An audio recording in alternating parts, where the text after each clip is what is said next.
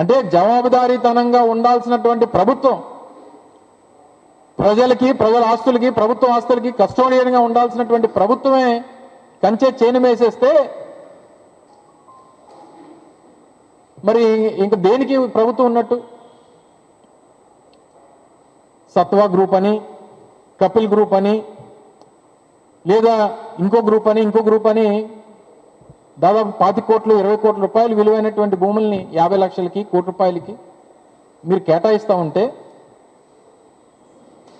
దీని వెనకాతలు ఉన్నటువంటి మీ లాలూచి ఏంటి? ఇవే గ్రూప్స్ ఏ హైదరాబాద్లోనో, ఏ చెన్నైలోనో, బెంగళూరులోనో, ఇతర ప్రాంతాల్లో ఆయా ప్రభుత్వాలు ఈ రకంగానే భూములు ఇచ్చుంటాయి, అక్కడ పక్క రాష్ట్రాలు ఇస్తూ ఉన్నాయి, మనం ఇవ్వడంలో తప్పేంటి అని అడిగితే మేము సరే పక్క రాష్ట్రాలు ఇస్తున్నాయి కాబట్టి మనం కూడా ఇవ్వడంలో తప్పలేదని చెప్పి మేము కూడా యాక్సెప్ట్ చేసేవాళ్ళం, ప్రజలు కూడా యాక్సెప్ట్ చేసేవారు. కానీ ఇవే సంస్థలు పక్క రాష్ట్రంలో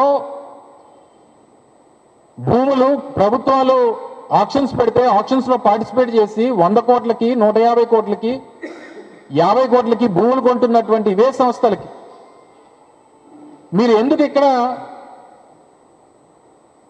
ఇంత తక్కువ ధరలకు భూములు ఇస్తా ఉన్నారు? అవేవి ఐటీ ఎనేబుల్ సర్వీసెస్ కాదే, అవేవి ఐటీ సంస్థలు కాదు, రియల్ ఎస్టేట్ సంస్థలు అవి. వీళ్ళు బిల్డింగ్లు కట్టి ప్రైవేట్ వాళ్ళకి అద్దెలకు ఇచ్చి అద్దెలు తీసుకునేటువంటి సంస్థలు ఇవి. ఏది కూడా 10 నుంచి 20 కోట్ల రూపాయలు తక్కువ ఏ భూమి లేదు మార్కెట్